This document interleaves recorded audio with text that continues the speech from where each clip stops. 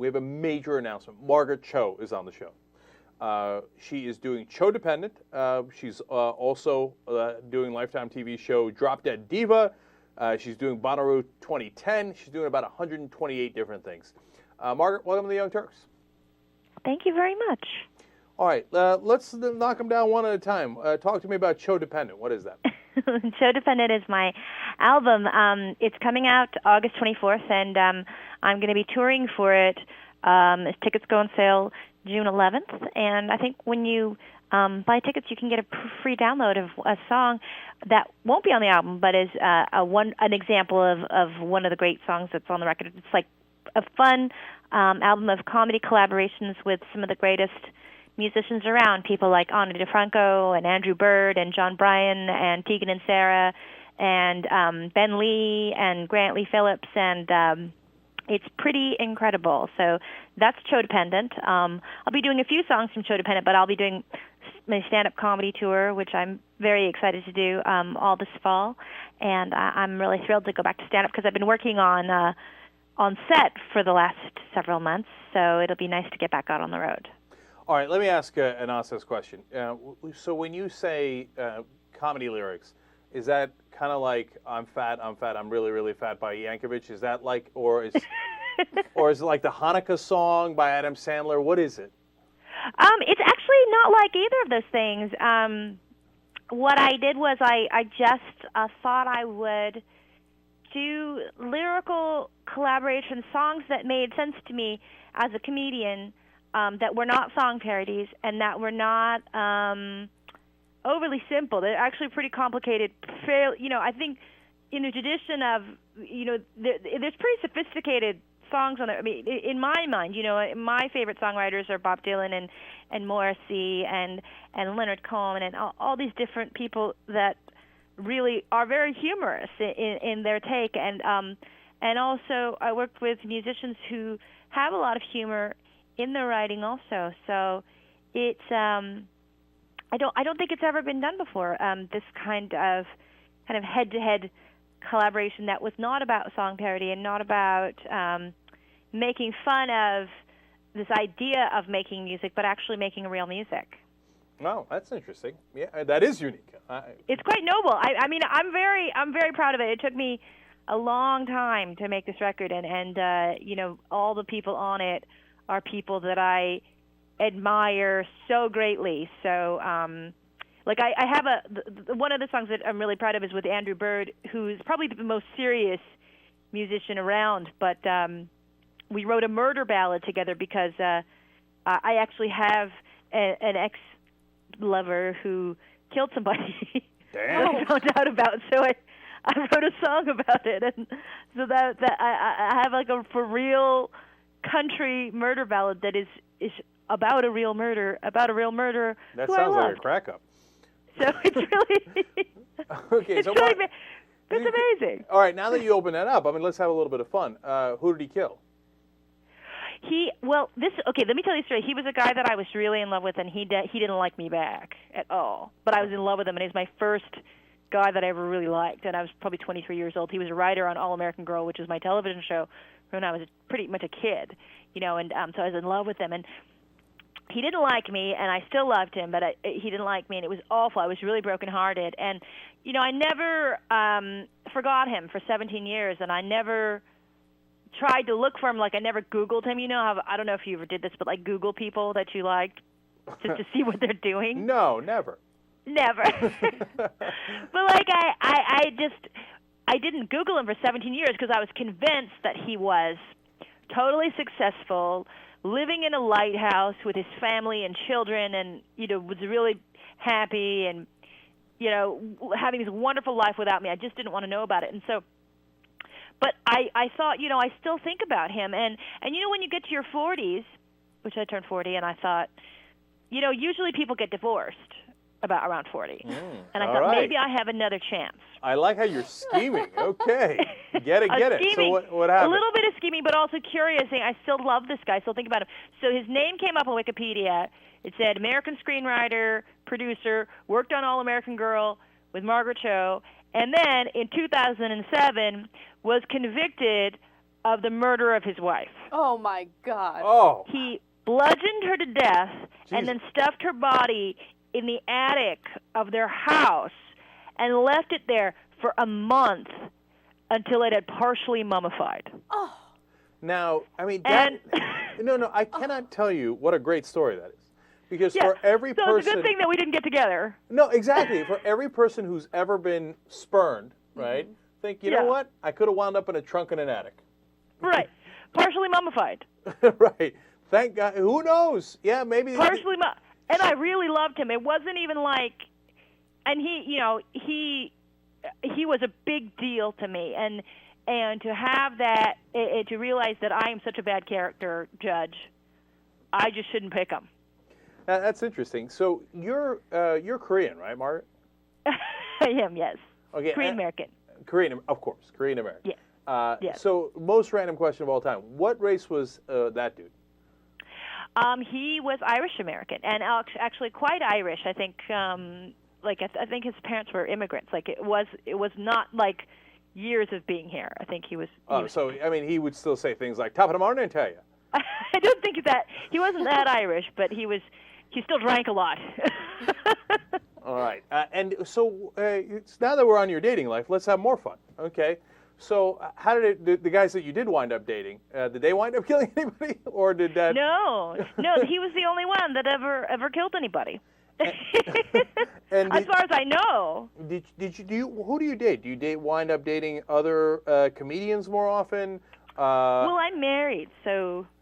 So that's done. That's done. Okay. But in the past, I've been with actors, I've been with directors, I've been with other musicians, I've been with other comedians, I've been with men, women. Now I knew we were going to get something interesting. Okay. All right. Hit me with a hot chick you were with. Anybody we know? God, I wouldn't know. I mean, nobody, no famous women. No Sarah Silverman. No. No, she's straight. She's very straight. Ah, damn. All right. Sorry. You said other comedians, so that's why I'm thinking. Any Jimmy Kimmel on the other side? No. Any guys we'd recognize? No. I don't think so. Most of the people that I did, many years ago, people on the road, lots of people.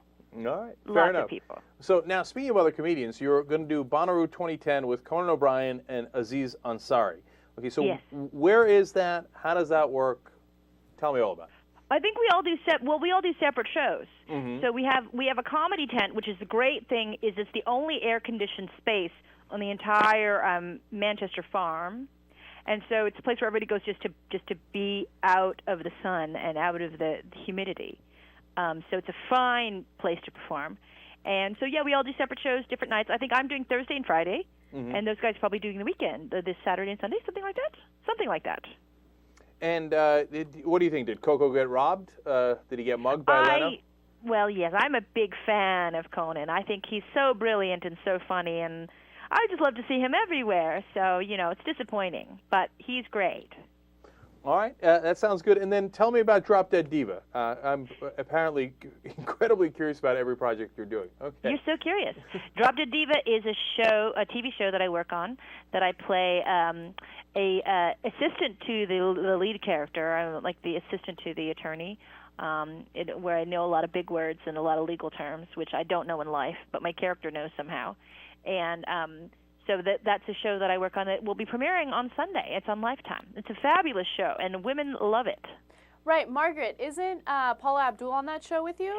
Paula Abdul is. She's actually quite a regular on our show. She plays a judge, and she plays herself also. And she is in a big opening dance number that we have. We're all dancing and singing, and so she's part of that. It's really fun.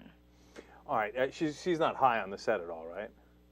If I had, I don't know. I was trying to get, because I'm a pill stealer, so I would have totally gone in her bag. I didn't, because I always listen for the telltale signs, like that, that pill kind of sound when people bring their bag around. 'Cause I love to steal people's pills.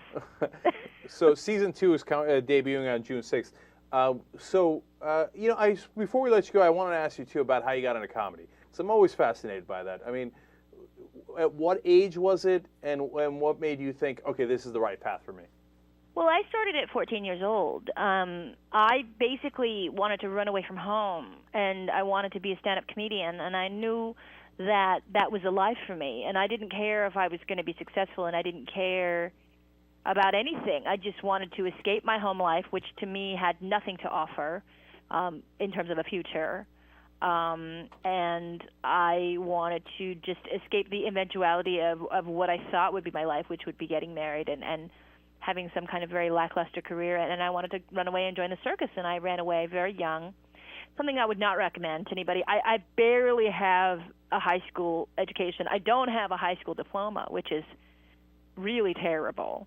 And I should go back to school and get my GED now, but it's embarrassing at my age to think about that. But well, I don't think it's that big a deal. It's just that you're doing like 18 different things at once. So I know. It seems I'm doing so many things. Getting my GED is not high on that list of getting things done. Right.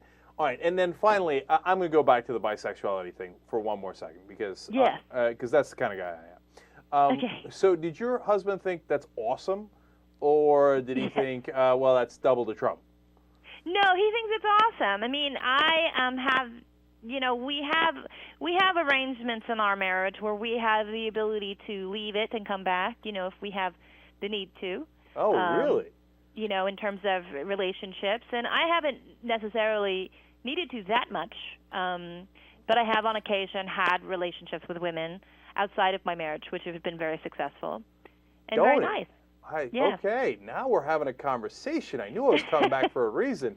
And he can also partake in, things time to time? Yes. He has a fantastic longtime girlfriend, actually. Really? Who is really great, and I adore. Although sometimes I think he has a hard time juggling. It's a lot like that TV show Big Love. He's got to juggle all the sister wives. Anna just did a thing like, oh no, hell no. How do you don't get jealous? You don't? No, it's not like that. I mean, I love him, and he and I have plans to be together forever, and I don't believe in monogamy. I don't think that it's reasonable or natural. I think everybody, especially, he and I have been together since 1999, that after that, 11 years, at that point, you sort of, there's only so many times you can do the same person. Look, here's what Margaret Cho does. And have it uninterrupted. I think if you interrupt it and then come back, it's much more pleasant. Here's what Margaret Cho does. She keeps it real. Mm-hmm. Okay. So, Anna, one more. When it comes to monogamy, I have a very similar perspective. Like, I don't think it's realistic either. And we've talked about this on the show before where I said, look, it's not realistic, but if it's going to happen, I'd rather have it happen without me knowing about it. Out of sight, out of mind, and it'll be fine. Do you think that that's worse, or do you like it better with everything out in the open? Well, I mean, it's just, to me, I forget everything, and I don't remember stuff, so I always forget how to lie about things. I'm really kind of a bad liar. Mm-hmm. So it's just the thing that I don't do very well. So, and then I think with us, it's just we don't tell details necessarily. It's just, oh well, I'm going to be gone this time period because blah blah blah whatever. And then I really enjoy the fact that he has a long-term relationship with somebody that I really love and treasure in my life. So, it's about permanence. It's not necessarily about flings. Now, I promise this is the last question, but is there, can you hook up with guys as well as girls, or is it just... Oh, yeah, of course. I haven't met anyone recently. Okay, all right. Well, look, that's fantastic. We're a liberal show. We're in favor. Yes, well, that's good. Yeah. All right. So everybody, remember, we've got Cho Dependent coming out. That's a very unique album that Margaret has put together with a bunch of great musicians. We've got Bonnaroo 2010, where she'll be performing on. We got June 10th and 11th, and then National U.S. Tour on August 26th, and Drop Dead Diva comes out again on June 6th on Lifetime TV. Margaret, thanks so much for joining us. We really appreciate it.